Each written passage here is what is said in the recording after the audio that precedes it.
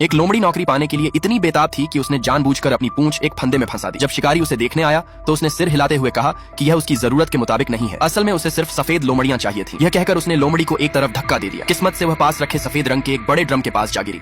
तभी उसके दिमाग में एक शानदार विचार आया। उसने अपने पूरे शरीर पर सफेद रंग पोत लिया, खुद को सफेद लोमड़ी जैसा बना लिया और आसानी से उस जगह में घुस गए। पिंजरे में बंद किए जाने के बाद उसे लगा कि उसे एक शानदार नौकरी मिल गई है और यह पिंजरा कर्मचारियों के रहने की जगह है। वह खुशी खुशी अपने पड़ोसियों से बातें करने लगी। तभी एक सफेद लोमड़ी ने उससे कहा कि वह गलत समझ रही है, यह कोई अच्छी नौकरी नहीं थी, यह एक फर वर्कशॉप थी और यहाँ लाई गई हर लोमड़ी का अंत किसी महंगे कपड़े का हिस्सा बनकर होता था। लेकिन लाल लोमड़ी ने उसकी बात पर बिल्कुल विश्वास नहीं किया। उसे लगा कि बाकी लोमड़ियां सिर्फ उसे डराकर यहाँ से भगाना चाहती हैं ताकि उनकी प्रतिस्पर्धा कम हो जाए। इसलिए उसने बहस करने के बजाय उनकी बातों में हाँ मिलाई और भागने की योजना पर चर्चा करने लगी। कुछ दिनों बाद एक सफेद लोमड़ी ने धातु के एक टुकड़े से छोटी सी चाबी बना ली। योजना थी कि आधी रात को सभी एक साथ भाग जाएंगे। आखिरकार वह रात आ गई। अचानक अलार्म बज उठा और सभी पिंजरों के ताले खुल गए। सफेद लोमड़ी ने लाल लोमड़ी का पिंजरा भी खोल दिया और उसे जल्दी भागने को कहा। लेकिन भागते समय लाल लोमड़ी धीरे धीरे पीछे रह गई। जब बाकी सारी लोमड़ियां दूर निकल गईं, तो वह चुपचाप वापस अपने पिंजरे में लौट आई। उसने तो चाबी भी फेंक दी क्योंकि उसे लगा कि अब नौकरी के लिए कोई प्रतिस्पर्धी नहीं बचा है। तभी उसे पास से धारदार औजारों को तेज करने की आवाज सुनाई दी। उसी पल उसे एहसास हुआ कि सफेद लोमड़ी सच कह रही थी। घबराकर वह घास में फेंकी हुई चाबी ढूंढने लगी। जैसे जैसे एक कर्मचारी बड़ा धारदार हथियार लेकर उसकी ओर बढ़ रहा था, उसकी घबराहट बढ़ती जा रही थी। आखिरकार उसे चाबी मिल गई। उसने तुरंत ताला खोला